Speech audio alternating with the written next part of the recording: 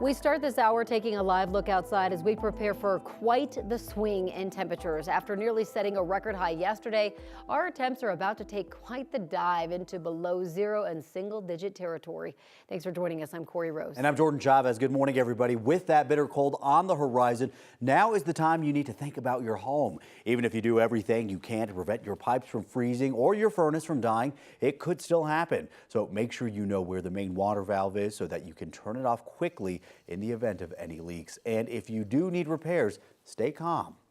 The most important thing is don't be rushed. I know, you're in a time-sensitive situation. You might have had a pipe burst or your furnace may not be working. The bad companies, the ones that are looking to really gouge you, they take that as an opportunity to sell you on something that costs way more than it should.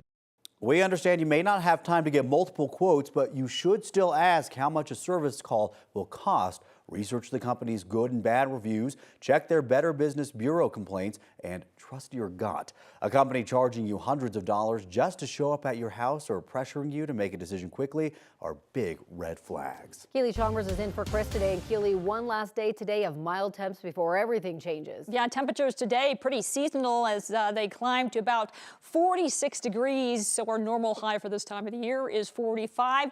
We're actually going to be pretty normal today. Things certainly changing tonight with the arrival of that Arctic outbreak, and it's going to stick around through the weekend. In fact, we're extending it through Tuesday morning as well. We do start to warm up after that, but only into the 30s, so still going to be a chilly week ahead.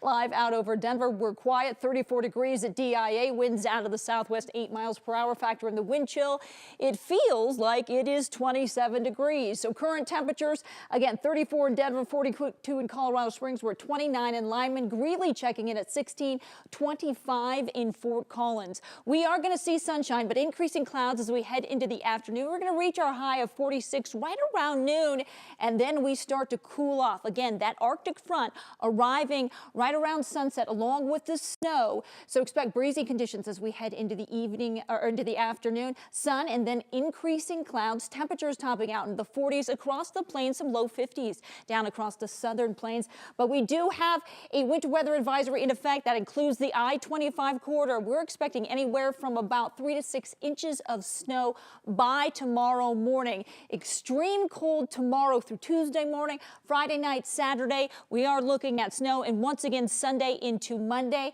And again, weekend wind chills as low as 30 below. More on this Arctic outbreak coming up in your full forecast in just a bit. All right, Keely, thank you. And we're going to keep you up to date with the latest forecasts and impacts as this Arctic blast moves in. You can stream our coverage with 9 News Plus. That is free to download on Roku, Fire TV, and Apple TV. Now let's get a check of your traffic with Brianna. Good morning, Jordan. 5:04 is your time for those heading out the door. Happy Friday. We made it to the weekend now. For those heading out, I-70, a live look of I-70 and I-270, where you can see traffic is moving nicely up and down I-270. But I do want to switch things over to our main maps real quick because we do have a crash that happened about an hour ago along I-270. This is off the exit ramp of Vasquez. So right now, those westbound lanes of Vasquez are closed at the moment. So again, this is a westbound lanes as soon as you exit off the exit ramp along I-270. Right now, I-270 not seeing any issues. Again, just that crash. Right now, you're looking at a 6-minute drive. And then for those heading down westbound 76 in Commerce City, a nice 11-minute drive.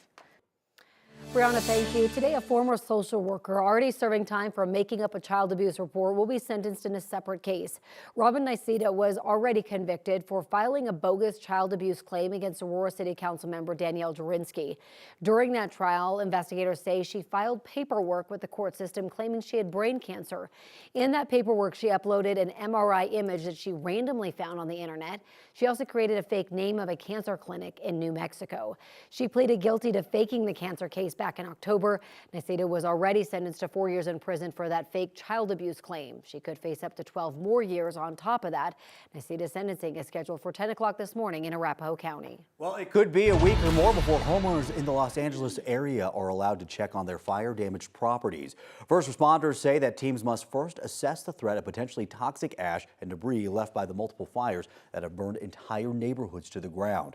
At least 27 people have died, 31 more are missing. More than 80 50,000 people are still under evacuation orders. Many people don't know if their homes are even still standing.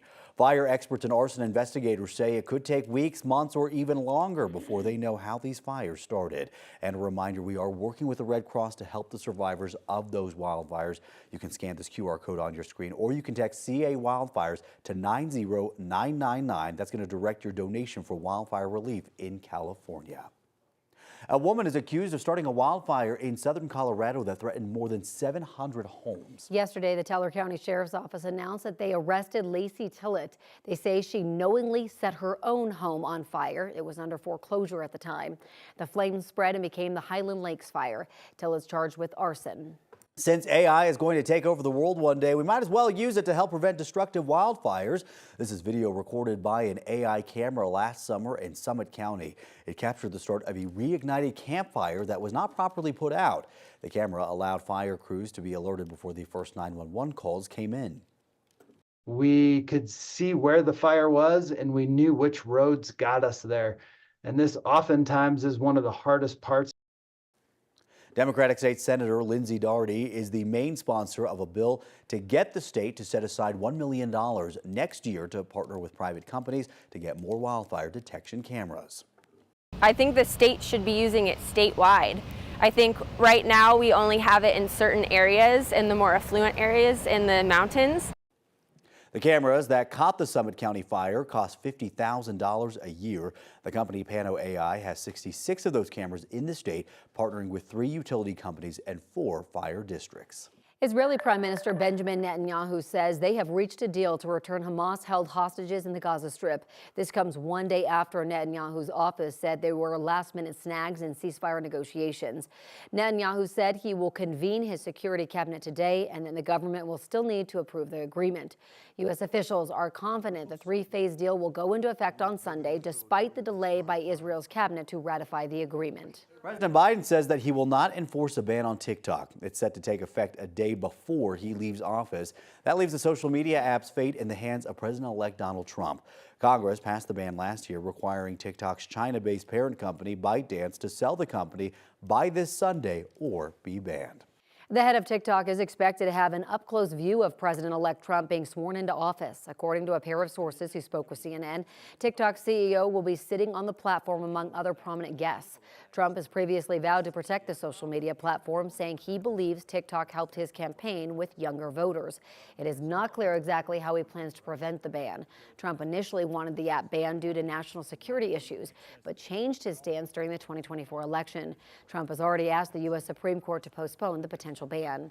We will have live extended coverage on Inauguration Day on Monday from 7 a.m. to 3 p.m. on 9 News Plus. It is free to download on Roku, Fire, or Apple TV. The armed forces honored President Biden with a farewell tribute. The formal event featured speeches, bands, and exercises before the president was presented with the Army's Distinguished Public Service Medal. Biden's final remarks to members of the military was that they should remember their oath. Serving as your commander-in-chief has been the greatest honor of my life. While I'm deeply grateful for your thanks and affection, I'm here to thank you. Thank you for your service to our nation and for allowing me to bear witness to your courage, your commitment, your character. Biden also took a moment to praise the First Lady's work with military families.